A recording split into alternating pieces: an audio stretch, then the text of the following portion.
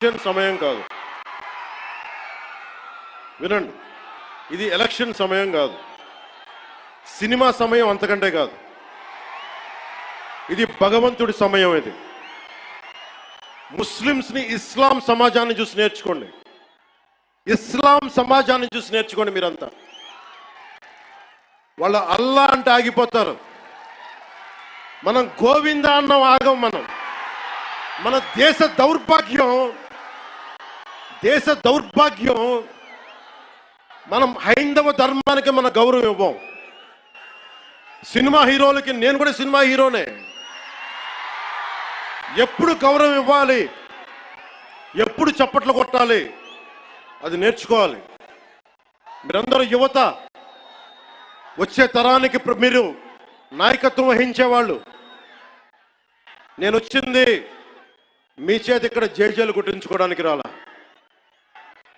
గొడవ పెట్టుకోవడానికి వచ్చాను. ఎవరైతే సనాతన ధర్మ విరోధులో, ఎవరైతే సనాతన ధర్మాన్ని మట్టిలో కలిపేస్తామని అన్నారో వాళ్ళతో గొడవ పెట్టుకోవడానికి వచ్చాను ఈ రోజున. దయచేసి శ్రద్ధగా వినండి.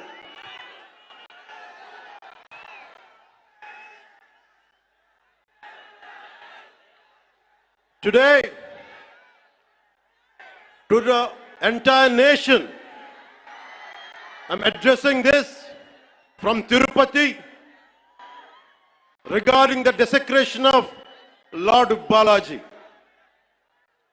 I came in front of you not as Deputy Chief Minister of Andhra Pradesh, not as Janasena Party President,